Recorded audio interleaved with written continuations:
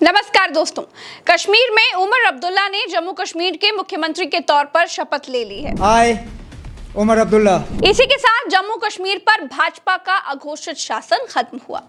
शपथ ग्रहण में शामिल इंडिया गठबंधन के लोगों की तस्वीरें बता रही हैं कि कश्मीर में बदलाव तो आया है। कश्मीर के लोगों ने भारतीय जनता पार्टी को बाहर किया है और इंडिया की सरकार बनाई है।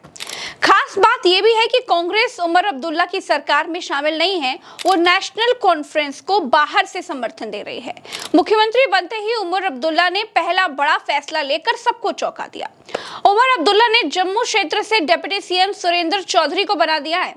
जम्मू हिंदू बाहुल है और वैष्णो देवी मंदिर की वजह से धार्मिक इलाका भी है। उमर अब्दुल्ला ने कहा है कि हम जम्मू को ये महसूस नहीं होने देंगे कि इस सरकार में उनकी आवाज नहीं है। साथ ही दूसरा बड़ा फैसला ये लिया है कि वो जम्मू कश्मीर में कहीं भी जाएं, उनके लिए सड़क पर कोई अलग से कोई व्यवस्था ना की जाए, उनके लिए कोई ट्रैफिक न रोका जाए। नेशनल कॉन्फ्रेंस के नेता उमर अब्दुल्ला ने शेर कश्मीर इंटरनेशनल कन्वेंशन सेंटर में 11:30 बजे शपथ ली। सीएम उमर अब्दुल्ला के अलावा 5 मंत्रियों ने भी उनके साथ शपथ ली। मनोज सिन्हा ने उनको शपथ दिलाई। मुस्लिमों के नाम पर डराने वाली भाजपा को कश्मीर में मुंह की खानी पड़ी, लेकिन सियासत जो कश्मीर में नहीं कर पाई वो यूपी में कर गुजरी। आपके सामने ये गोपाल मिश्रा का घर है और ये उस मुस्लिम का घर है जहां गोपाल मिश्रा झंडा उखाड़ने के लिए गया था, जहां उसे मारा गया। दोनों तस्वीरों को देखकर दोनों के आर्थिक हालातों का अंदाजा लगाया जा सकता है। हर साल बहराइच के महाराजगंज में आसपास के 20 गांवों की मूर्तियां इकट्ठा होती हैं और हर साल साथ में सभी मूर्तियों को गौरिया घाट पर जाकर विसर्जित किया जाता है। मूर्ति विसर्जन के दौरान हुए दंगों में करीब 50 मुस्लिम परिवार मारे डर के घर छोड़कर चले गए हैं। दैनिक भास्कर की रिपोर्ट कहती है कि करीब 20 किलोमीटर के एरिया में आगजनी, हिंसा, लूट के निशान है। गाड़ियों को चिन्हित करके जलाया गया। दूसरे दिन इस भीड़ को किसने उकसाया? किसने दूसरे दिन अंतिम संस्कार होने के बाद दंगों को हवा दे दी? पुलिस कहां थी? क्यों पुलिस का कोई बड़ा अधिकारी वहां पर नहीं नपा? ये वो सवाल है जिनको हिंदू मुसलमान का दंगा कहकर दबा दिया गया है। दोस्तों, 14 अक्टूबर को जब राम गोपाल का अंतिम संस्कार हो गया तो उस भीड़ ने महाराजगंज में मुस्लिम घरों और दुकानों पर धावा बोल दिया। महाराजगंज में सबसे पहले हीरो की एजेंसी में आग लगाई गई। उसे 25 से 30 गाड़ियां राख हो गई थी। ये एजेंसी अरुण शुक्ला के नाम से थी, लेकिन स्थानीय लोग बताते हैं कि इसमें जो पैसा लगा था वो सिराज का लगा हुआ था और ये बात वो आग लगाने वाली भीड़ को पता थी। इसी के बगल लखनऊ सेवा अस्पताल भी फूंक दिया गया। यह भी एक मुस्लिम का ही था।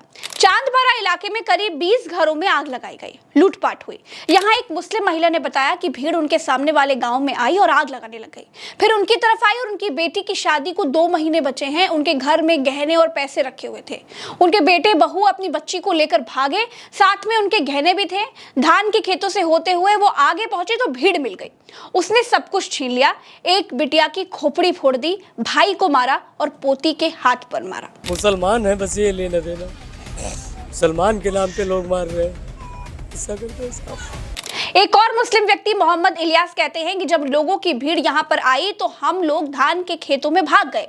दुकान से करीब 10 क्विंटल लोहा उठा ले गए, 50 किलो से ज्यादा रिंच उठा ले गए, कई पाइप थे वो सब कुछ उठा ले गए। दोस्तों, इस घटना का आरोपी अब्दुल हमीद और उसके परिवार को बताया जा रहा है। अब्दुल ज्वेलर है और उसके 4 बेटे हैं। सबसे बड़ा है पिंटू, जिस पर पहले से गैंगस्टर एक्ट लगा हुआ है। वो नेपाल में अपने ससुराल में रहता है। उससे छोटा रिंकू घर पर ही रहता है। इसी पर राम गोपाल को गोली मारने का आरोप है। तीसरे नंबर वाले लड़के का नाम है सबलू। चौथे नंबर के बेटे की उम्र है कुछ 16 साल। 4 में से 3 लड़के अब्दुल हमीद के साथ घर पर ही दुकान पर रहते थे। एक बेटी रुखसाना है अब्दुल ने, जिसकी शादी करीब 4 साल पहले बहराइच में ही कर रखी थी। इतनी बड़ी 20 गांवों की मूर्तियों के साथ मूर्ति विसर्जन हो रहा था। स्थानीय लोग बताते हैं कि सुरक्षा के नाम पर केवल 2 पुलिस वाले और 4 होमगार्ड थे। क्यों पुलिस नहीं भेजी गई? क्या जानबूझकर दंगे होने दिए गए? दूसरे दिन पुलिस चाहती तो दंगा कंट्रोल कर सकती थी।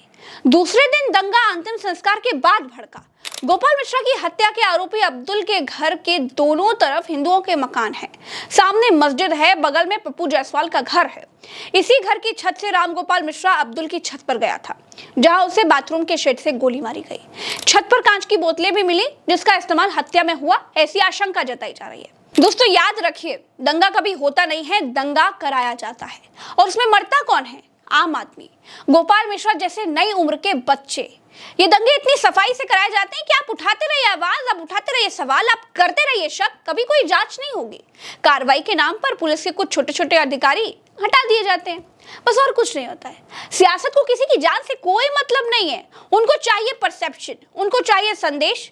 दंगा होते ही हिंदूवादी भाजपा मुस्लिमों पर सवाल खड़े करने लगी, मुस्लिम पत्रकारों के नाम तक गिना डाले। दोस्तों फिर कहती हूँ, हिंदू मुसलमान की लड़ाई से न फायदा हिंदू का है न फायदा मुसलमान का है।